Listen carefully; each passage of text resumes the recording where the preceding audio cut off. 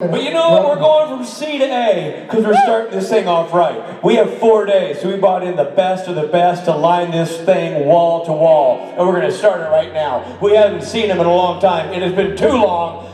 Vegas, say hello to Adam Rose! Rose has his sword, and Betty's knocking every night has his dawn. The cowboy sings a sad, sad song. Every rose has its thorn. Yes! That was the best ever! Yep. Oh my God, I've never been played onto a stage before.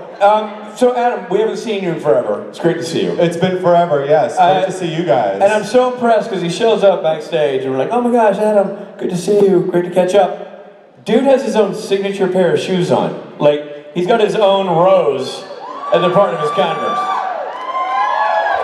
I guess if we're all gonna have our signature shoes, you'd have, I guess, a baggie of drugs or something. No, mine are like eggs Benedict. Yes. It looks like it's like a croissant with some. If he doesn't have sauce. shoes with eggs Benedict on them next time, I don't want to. I'm out! I quit! I'm done! Ladies and gentlemen, Adam Rose! Woo! And please give another warm round of applause for Lana Twig!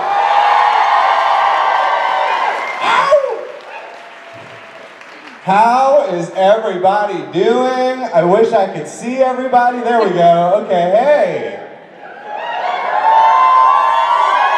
Man, it's been forever. I'm so glad to be out here. This has been a busy year, so I was really happy that I had time for this and that they invited me out here. I'm really excited to be here. Are you guys excited to be in Las Vegas?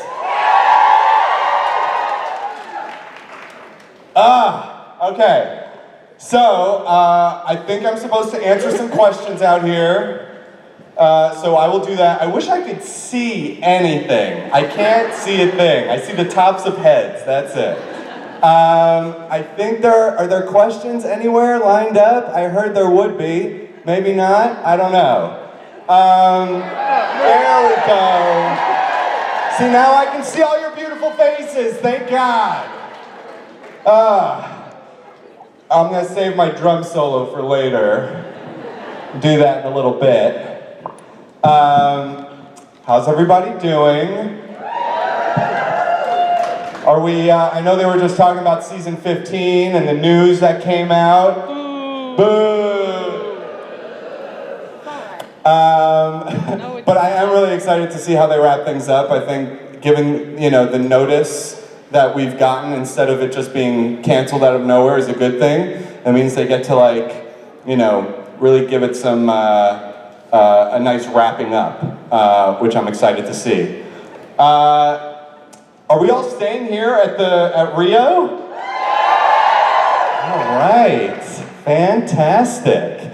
How many of you guys have been to a convention before?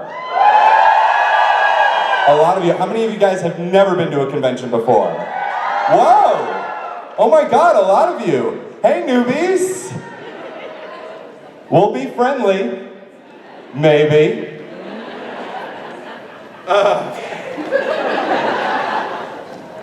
No, we will be.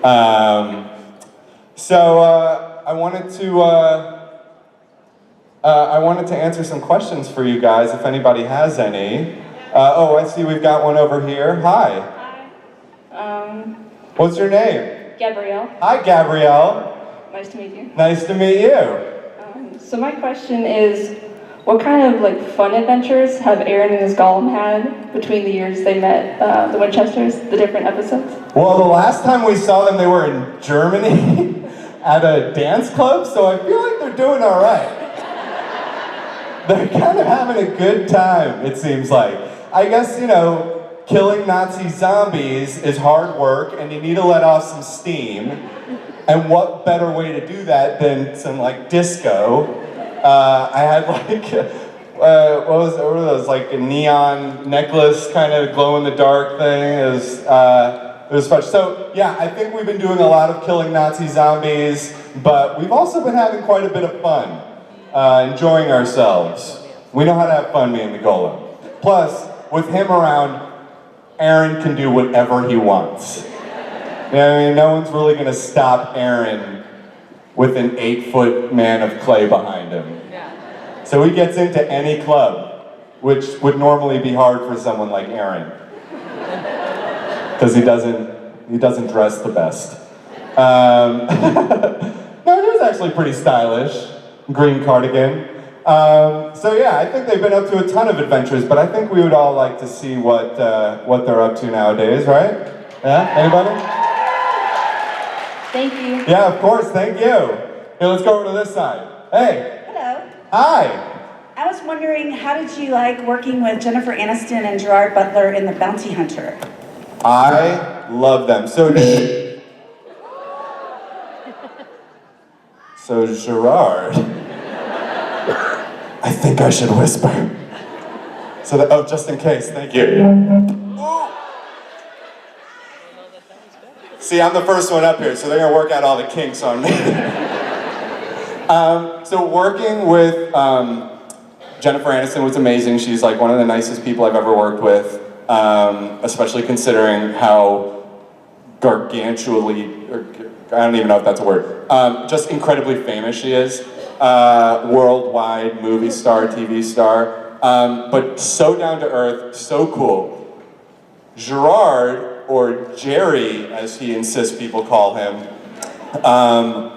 was super nice. I didn't actually work with him during the movie, actually. I didn't have any scenes with him, so I didn't meet him until the wrap party. And when we went to the wrap party, you know, I wanted to go up and say hi and introduce myself. Hey, you know, we're in the same movie, yeah. And I went up to him to like shake his hand, and he started quoting my lines back to me.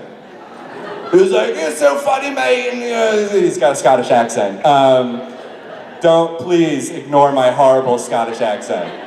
Let's pretend that never happened. I hope nobody's got a camera in their hand. Never mind. He was very nice, but we didn't get a chance to work together. But when we did meet, he couldn't have been nicer. And Jennifer Aniston was just so lovely from day one. We actually got to bond a little bit because we had the same drama teacher in high school. She went to the same high school I did, which was LaGuardia High School in New York. It's the Fame School. Anybody from LaGuardia? Huh? Anybody? Really? No way. I love that. Was not expecting that. Amazing. The LaGuardia High School, we both went there. She went there a few years before I did. And had the same drama teacher who told us both that we would never work in this business. He was not a fan. And so when we kind of commiserated about that, she was like, you know what, we should write him a note. Send him a card from the set of this movie we're working on together. We didn't end up doing that, but it was a nice thought. It was lovely. I loved working on that movie. Yeah, of course, thank you. Hello. Hi. Hi. Betty here. Yes, of course. I recognize you from the Twitters and the Instagrams. That's right. Well, we all follow your Instagram, and your photography is... Wait, do we all follow me on Instagram? Yeah! Some of you were dead silent just now. Unbelievable. Okay, continue. Your photography is phenomenal. Thank you. Thank you. When are we going to be getting some drone? Some drone footage? Yes. Oh man, so my big drone, the Phantom, which I actually flew like in a convention room like this in Blackpool, is malfunctioning. So I won't put you guys through that. It hasn't, yeah, exactly. We don't need it like cutting anybody's heads off. So I haven't been using that one. I have a different one, like a smaller drone, but it's not as like perfectly stable as my Phantom is. And so it doesn't get quite as gorgeous drone footage as the Phantom does. It's kind of just been like on my shelf. I haven't been taking it out. I bring my camera pretty much everywhere I go, and I've been taking a lot of, still photography with that. But I do love flying the drone, and I'm proud of the work that I've done with the drone. I think if you guys ever want to like relax or meditate or just like see some really cool footage, on YouTube I put up these drone videos from Iceland and from Ireland and the cliffs of Moher in Ireland, which are incredible if you've never seen them. It's just a really cool way to get a perspective that you wouldn't normally get just by going somewhere and taking a picture with a camera. Being able to like send a camera out over the water and take a picture of that perspective is just unreal. And we live in the future, guys. We live in the future. Drone footage will happen again soon, I hope. I didn't bring it with me to Las Vegas because I feel like they might have some rules about flying drones in Vegas. Yeah, of course. Thank you, Betty. Hello. Hi. How are you? I'm fantastic, thank you. What's your name? Sophie. Hi, Sophie. So, we absolutely love you as Aaron Bass. Thank you. I really, really enjoy you on Santa Clarita Diet. Oh, thank you. So, Woohoo! Santa Clarita Diet, yeah. I want to know what your favorite part about filming that show is. Oh, man. Aside from working with Drew Barrymore and Tim Oliphant, who are both so awesome, I've been really lucky to work with really nice people. Not too many assholes. Am I allowed to say assholes? Yeah. All right, cool. I haven't worked with too many assholes. But my favorite part of working on that show, probably my dialogue. I have some really fantastic dialogue thanks to the writers of that show. I won't quote anything because it'll get a lot worse than assholes. Loved it. My least favorite part of working on that show, let me tell you that part, was I had to, because I play a guy who works in a morgue, and I deal with a lot of dead bodies, and at some points I'm like weighing organs, and so I had to like handle these organs, which they weren't fake, they were pigs' organs. Yes, I know. That was my reaction too. And I had to do this take over and over again, which was the start of the second episode that I did, where that scene starts with me like lifting up this like enormous pig liver or something and putting it on this scale. And it just, I wish I could describe the smell. It was horrible. But anyway, that was my least favorite part of working on that show. Other than that, it was fantastic, and I love that character because it's so subversive. Basically, I don't know if you guys have watched the show at all, but love it. I play a guy who sells dead bodies to Drew Barrymore to eat, but I think I'm selling them to her to have sex with. So much better. So, I hope that's a good commercial for this show. If you haven't seen it yet, maybe you'll be interested now. So yeah, I love working on that show. Thanks. Hello.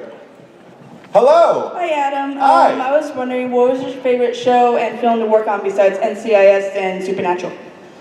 Oh man, well, that's a really good question. I just booked a new series coming to Netflix that we start shooting in May, which I'm very excited about, and that's called Merry Happy Whatever, and it stars Dennis Quaid. And that will be my 30th television show I've ever worked on. So yeah, I've been doing this for 23 years. Wow. Yeah, it's been a long time, since I was 8 years old. Okay, so favorite one. The first show that brought me on as a guest star and then kind of kept me on for a long time was Veronica Mars. Yes! Love me some Veronica Mars fans. Too. Yes. Marshmallows, hello. And so I think just because of the the validation of being brought back to a show. Also, again, being able to work with all of these incredible people. Kristen Bell could not have been nicer. Rob Thomas, the creator of the show, he called me after I did my first episode and was just like, "You're great, we love the work you're doing, we want to have you back, and like, we're so excited to have you on the show." And that was like the first call like that I had ever gotten in my life. And so it was just like, it was just a hugely gratifying moment as an actor, as a performer, as an artist, to get chosen for something and then to do a good job enough so that they bring you back. I mean, there's few things that are nicer than that. So even with Supernatural, they bring you back. It's just like, it's such a nice feeling because it makes you feel like, okay, you did the right thing. As artists, right, when you're doing anything in the entertainment business, or if any of you paint, or if you sing, or any of these things, it's such a subjective thing. You know what I mean? Some people might love what you're doing, and some people might hate it and think you're horrible. So when you go and you make a piece of art, or you perform, or you do something like that, you're never really sure how it turned out. No matter how good you feel about it, you don't know how other people are going to react to it. And that's just, part of the beast of performing, or being an entertainer, or doing anything artistic. So it's really nice when somebody like Rob Thomas, who I respect a great deal, brings you on the show and then brings you back to return. It's just a really nice feeling. So Veronica Mars is the one that I would say. I have to say mine is NCIS. Yes! That's like one of my favorite shows. NCIS New Orleans, where I played a sadistic half-wit. Thank you, Adam. Of course, thank you. Woohoo! Hi. Hi, What's your name? my name's Crystal. Hi, Crystal. I'd like to know how you think your golem would fare in a battle against the angels. My golem. Oh man. I mean, I sort of feel like my golem would fare great against anybody in any battle, but maybe it's just because he's my golem. God, I don't know. What do you think? Do you think he would conquer? I mean, he's pretty invulnerable. Right? I mean, how do you kill the guy? They didn't even get into that. I think you can take the scroll out and kind of shut him down, but you can't kill him. But the angels are angels. And Right, so they have powers. all power. I guess they could just like make him disappear forever. I don't know. I have no idea. I would love to see that matchup though, right? Anybody? Yeah? Yeah, no, I would love to see that happen at some point. Agreed, thank you, I appreciate that. Thanks for the question. Hello! Hi, how are you? I'm Lisa. Hi, Lisa. Hey, first of all, I'd like to congratulate you on your marriage. Thank you! I got married in July. And I'd like to know if you have a favorite line, maybe, from Supernatural that you performed? Oh yeah, I've got a couple. I think I was really lucky on that show, because I got some very quotable lines on that show. But obviously, the best one is "Everybody loves bacon." I'm sorry for any kosher audience members we have here, but I happen to love bacon too. And so saying "everybody loves bacon" was easy for me. I didn't have to do a lot of acting, you know what I mean? I really believe that, and you can tell. I don't know, did you guys have any other lines that you guys really like from that episode? I know what mine is. What? Tell me. I like when you're sitting in the car watching Sam and Dean burn a dead body, and you say, "Oh my God, these guys are psychopaths." Oh my God, these guys are psychopaths. I love that meme because, and I see it pop up on my feed all the time, because it's amazing that Sam and Dean are beloved characters, and yet when people reference that moment everybody in the reference is like, he's right, they are psychopaths. And we love them for it. You got Sam like warming his hands on the fire of a burning Nazi. It's like a snapshot of the show, period. Yeah, I like that line too, thank you. Hello! What's your name? Hermione. Hello, Hermione.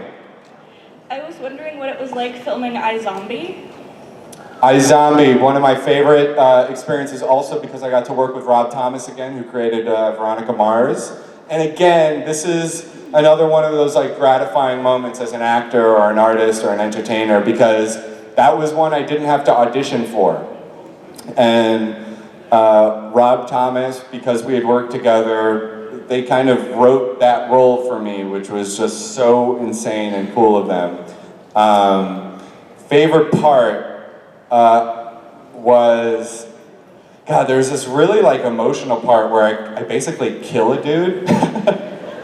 Not that like killing people is my favorite thing to do, but like the acting part of it was challenging, and there was like some physical aspects because I had to like kick a jack that was holding a car up. I had to kick it over, and so that posed some challenges. So it was like part of the acting, but at the same time dealing with some like really technical thing. They had to like have guys like laying down next to the car to pull the thing because I couldn't actually kick it out. So I think that just like during the filming it was a lot of fun because of things like that. What else did oh, the dog on that show in my episode. I had this dog, this little King Charles Terrier or whatever it's called, who hated me. He had to look like he liked me because it was supposed to be my dog. And so they ended up like quite literally smearing peanut butter on my face so that this dog would look like it liked me for like 2 seconds.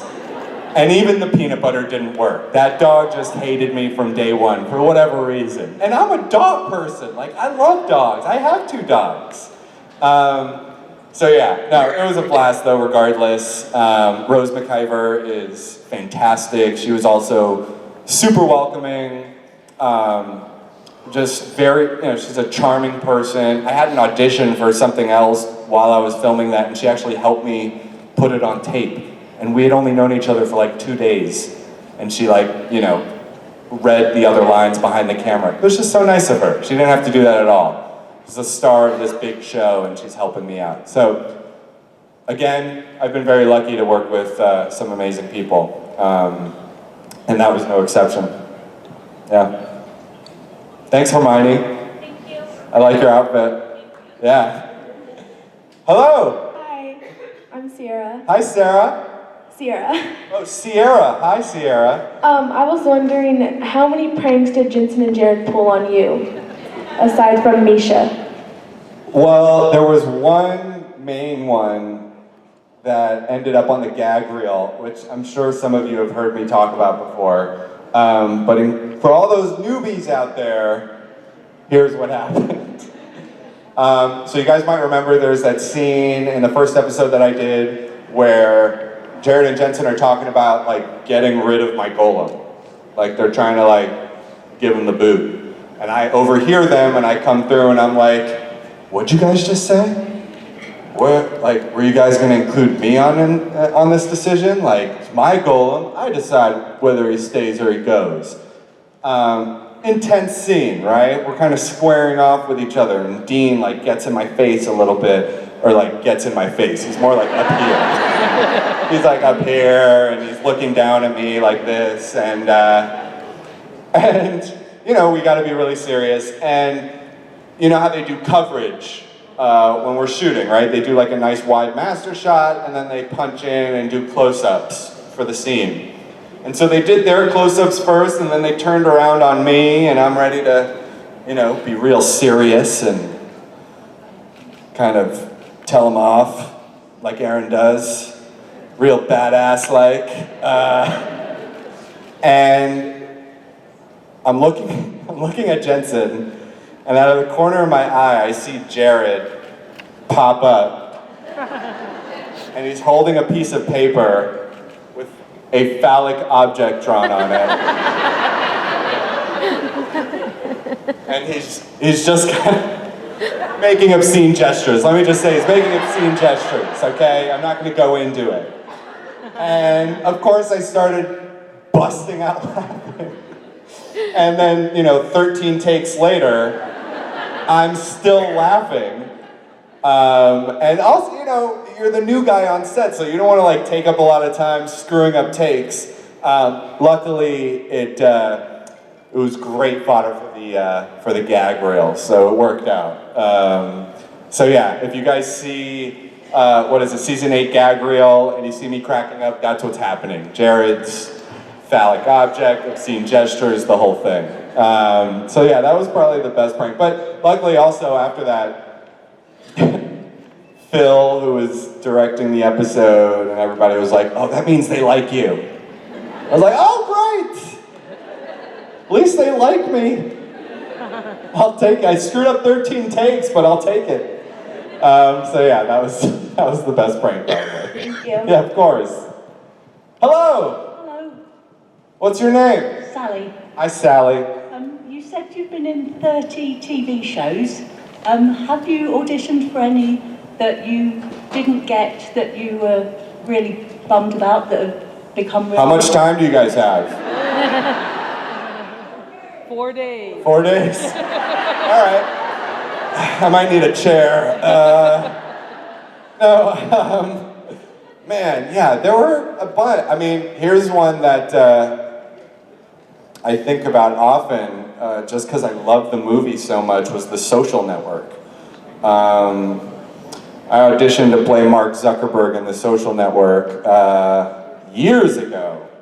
Man, that was years ago. And that was one that I think everybody in Hollywood really wanted that job. Written by Aaron Sorkin, directed by David Fincher. Obviously, everybody knew the story. It was going to be a big deal. Ended up getting nominated for however many Oscars. It won a few, I think. So, that's one that I auditioned for. What other failures have I had that I can recount for you guys? Let me think. I mean, listen, a big part of our job as actors is taking opportunities to take a shot at getting a role and losing those opportunities and then moving on, right? That 99% of the time you're not getting the role. No one's got a perfect track record when it comes to auditioning, because auditioning is not just about how good you are, or how well you can read these lines or anything like that. It's about being perfect for that role specifically. So you can come in and be the best actor ever and give the perfect performance, but if you're not exactly what they were thinking of for that role, it's not going to go your way. And part of the process becomes forgetting about it, moving on, not taking it personally, getting knocked off the horse a dozen times and getting back on 13, that kind of thing.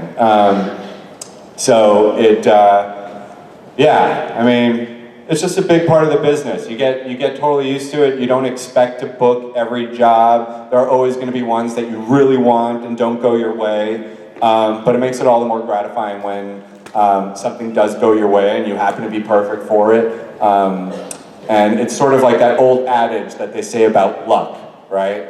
Luck is where opportunity meets preparation. So as actors, you get opportunities.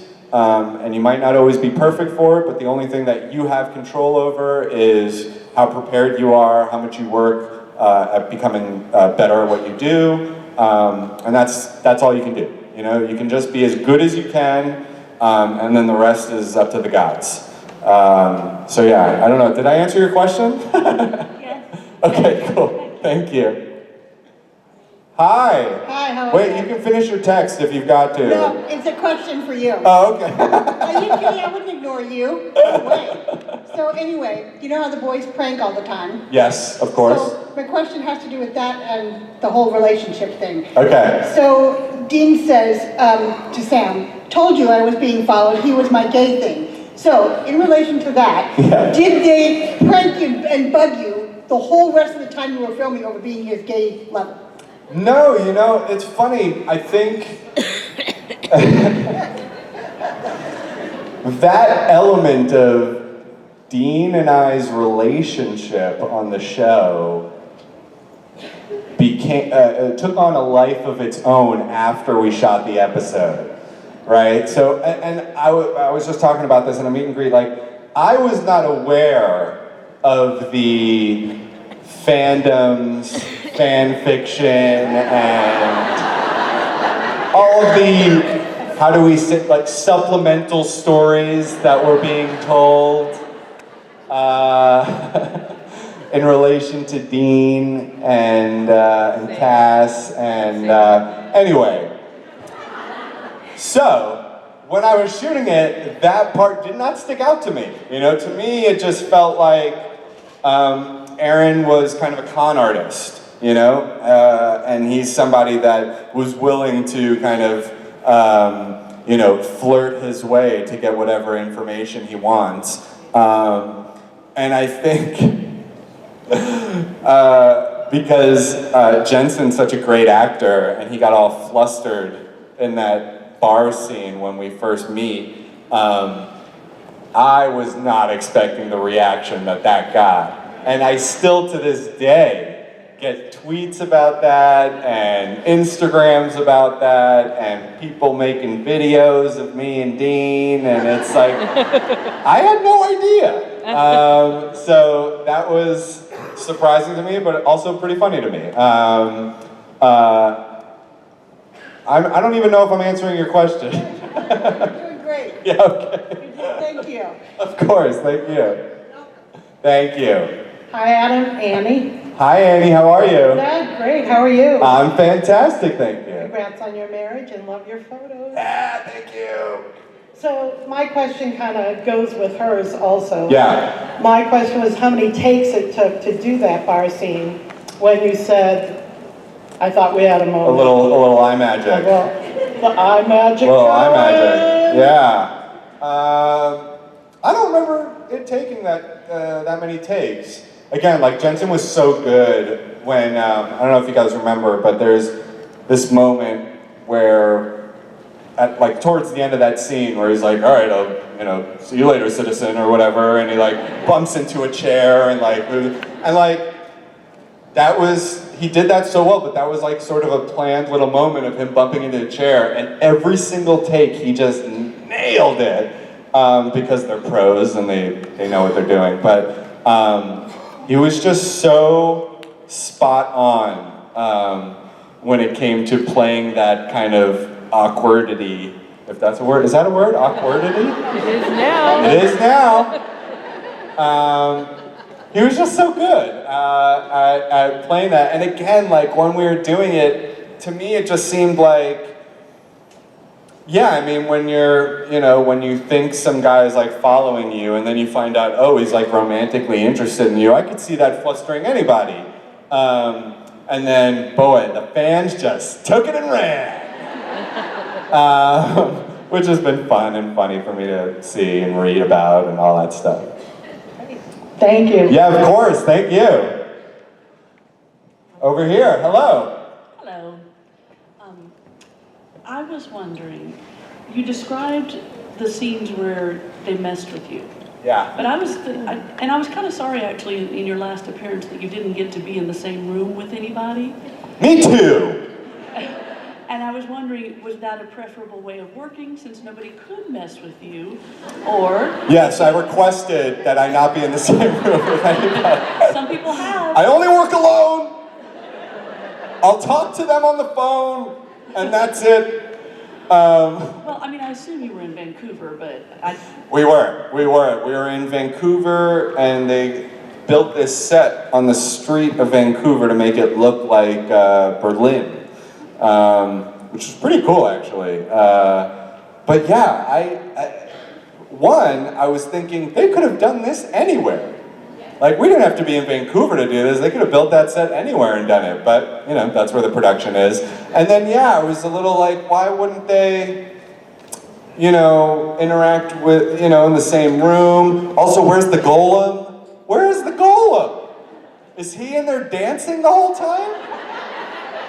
Is that what's happening while I'm on the phone outside? He's like, you go, I'm here. She likes me. You know, I would have liked to see that. I would have just picture the golem with like earrings all of a sudden, and like he's got like fancy makeup on for some reason, and like all the glow sticks all over his body. I don't know why. I don't know why.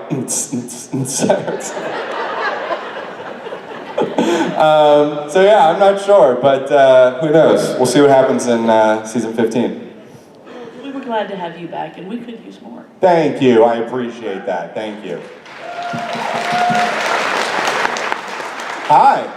Hi, how are you? I'm fantastic, how are you? Great. I had a question in follow-up to your comment about all the Instagrams and messages and things that you got in response to the scene with Dean. Yeah. And I wanted to know, you know, I mean, I think that Supernatural is an amazing show, and the fandom is an amazing fandom, and it's like a world in itself. And so what other shows have you been a part of where you've had the same kind of fan base reaction to things that you've done? I mean, I know Veronica Mars has a big fandom, but I think this is like a unique family here. 30 TV shows, not one has had the impact on my life and on my career as this show. No doubt. No doubt. I had no idea going into it, because, you know, I was on social media beforehand, and, you know, I dabbled on Twitter. I don't even know if I was on Instagram at the time. And sure enough, while we were shooting, Phil, the director, was like, "Are you on Twitter?" And I was like, "Yeah." And he's like, "Just wait." I was like, Jesus, what? What do you mean? And then the episode came out, and I was blown away. Blown away. I mean, I had no idea how big the fandom was. You know, obviously to me, the only reference I had for fandoms like this was like Star Trek and things like that, right? Like that was the only reference that I had. I had no idea how robust this fandom was. And the SPN family came out in droves, were so welcoming to me, welcomed me with open arms. They were, and just the interaction with everybody on social media, people becoming invested, not just in what I did with Supernatural, but everything else in my life. Again, and then being able to come to these conventions, no other show that I've ever done or movie has ever compared to the impact that this show has had. Bar none. No doubt about that. It was overwhelming. It was amazing, and it just kept going. It never stopped, you know. Because I think people are always discovering the show, because we were doing rewatches of the episode, because of all the lore behind it. It's just been incredible, and just the fan art and the things that I've gotten, you know, packages that I've gotten, and paintings and drawings and memes and just all sorts of amazing stuff that people have contributed and made me feel part of this family, and I can't thank you guys enough for that, because it's incredible. So thank you. Hello. Hi. Hi. What's your name? Trinity. Hi, Trinity. So my question for you, if you could choose anywhere to be in the world, where would you be? Say that again? If you could choose anywhere to be in the world, where would you be? Like for good or to visit? To visit. Okay. To visit. Places I've been or places I want to go? Want to go. Okay. I got to clarify these things. I want to get this right. I don't want to screw this up. You said places I've been. Places I want to go. Okay, got it. See, I'm already screwing this up. We really want to go to Italy. Never been to Italy. Yeah? Have you guys been to Italy? I really want to go to Italy. My wife and I have not gone on a honeymoon yet because of work and stuff like that. So that is where we're hoping to go for our honeymoon. Yeah. Beyond that, places I've been, Tokyo is like on top of my list of places that I've been that I want to go back to because of the food. Because of the food. The food is incredible in Tokyo. It's probably the best food I've ever had in my life anywhere in the world. So I kind of just want to go to Tokyo and eat for like a week. I hope that answers your question. Yes, thank you. Thank you, Trinity. Hi. Hello. Hi, my name's Lindsay. Hi, Lindsay. Hi. Oh, I feel like that's real close. I have a loud voice, so it's fine. So my question kind of backtracks to the golem. Yes. So he's made out of clay. He is. So is he like a Ken doll, or does he have some like human anatomy going on? And if so, I'm sure he's circumcised because, you know. We're talking about the nether regions. Gotcha. I'm glad you asked because I've thought about this a lot. I don't even know what to say to that one. But you've never looked.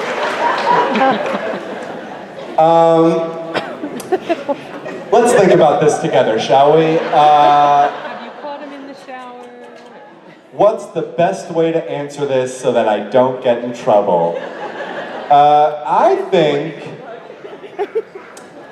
let's be honest, the golem's packing heat, right? That's right. Golem's packing some heat. The last thing I want to see, though, is any fan fiction with me and the golem, okay? Because it just seems painful. Okay, I'm done. That is the last of what I will say about that. Does that answer your question?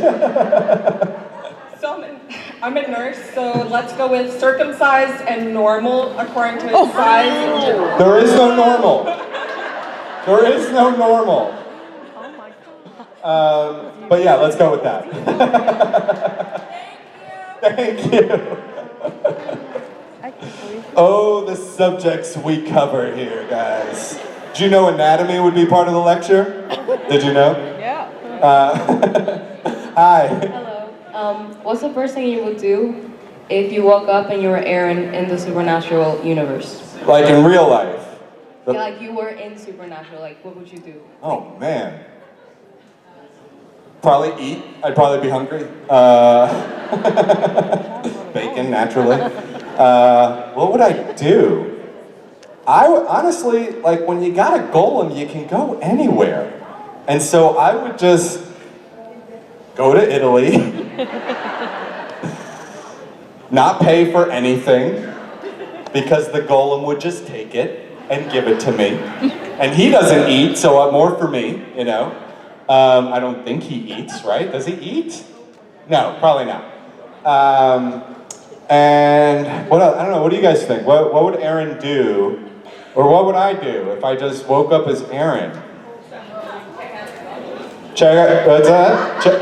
Check out my golem, see what he's packing. Find out for sure, so I have an answer next time. Oh, hello. We're not even here. They're just furniture, We're guys. just sneaking on. So I think I answered your question, sort of. I just walked into you saying you're going to check out, see what your golem is packing, and I just thought... Yeah, we were just talking about clay dicks. To be honest, sounds like a country star. Ladies and gentlemen, Nashville recording artist, Clay Dix. Hey y'all, I'm Clay Dix. you're gonna go. Oh, no. This is my theme song. Well, it's called Clay Dick. Take it, Bobo. Thank you, Clay Dix. I got clay dicks in my closet. I got clay dicks that you can't see. I got clay dicks in my closet. I'm gonna keep them for myself, just for me. Here we go. You heard it here first.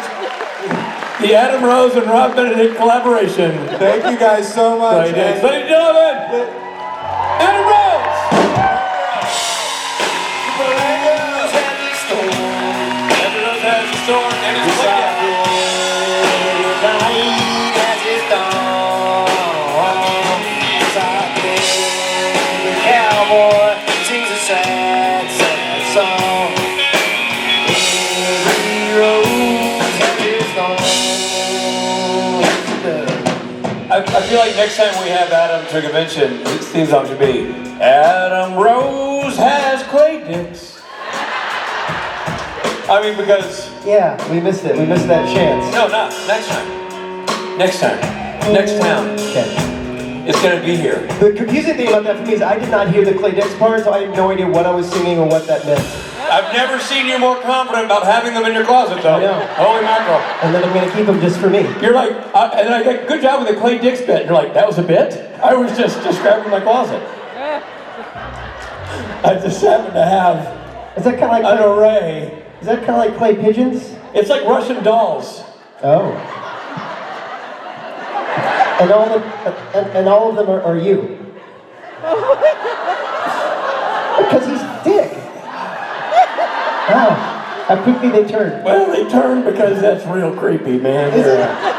You basically people love Dick? You just said, essentially, if I can walk everyone through here, sorry kids who are underage, you just said that your substantial dildo collection all look like me. That's not fair. Did I hear it wrong? That's not fair or accurate. He literally said he has wall-to-wall dildos in various sizes in his closet. You're Am all, I wrong? I'm not you're all lying. nodding. And then he followed up by saying, and by the way, Rich, they all have your face. I never said that. And by the way, they go like this, which is not a comfort fit. Because in my They mind, have the arms out like that. You're gonna want to lower those. this is the first I heard that they were dildos. What did you think clay dicks were, man? I thought they were statues of you. You're the dick guy. Out there, some people love Dick, it's you. That's the joke. The joke is the Dick is you. You're Dick. I thought that was the joke. Hey everybody, I'm Clay Dix. It's been such a fun show. I got Clay Dicks in my closet. And they all look like Richard Spade. Hi, y'all. I got Clay Dicks in my closet. 2, 4, 6, hell, I got 8. I got porcelain penises in my kitchen. And all of them kind of dressed like Rob. I got a bunch of dildos I keep in the drawer. I don't hose them down cause I'm a slap. Hey everybody, thanks for coming to the Clay Dick Show. We got one song. Clay Dicks. It may or may not be about Richard Spade. But it's definitely about a dildo.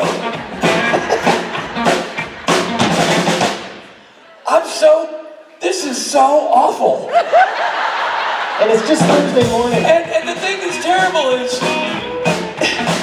that somewhere in this audience, after years of cajoling, there's a father who finally brought his daughter. I don't know what all the hubbub's about, but fine. And now they're going. What the Sam Hill are they talking about? Are you kidding me? That ain't Clay Dicks. That guy pretended to be Clay Dicks out, but that is not him. I don't call an episode entitled Play Dicks. All right, you know what is also a bummer? Is that our next guest is a real classy lady who deserves better than this. And I am so sorry to have to say these next words. We should have thought about this. I know. We should have spaced her out. Next time. Rob has been working on this dildo bit for a long time, and he finally, I was like, maybe we should have saved that for, just take your whole sex toy set and let's slide it over to another day. And we'll try to dust this off and make it a nice show. Ladies and gentlemen, if we could just pretend like that last bit didn't happen and give a warm, classy, G-rated welcome to Lauren Tom!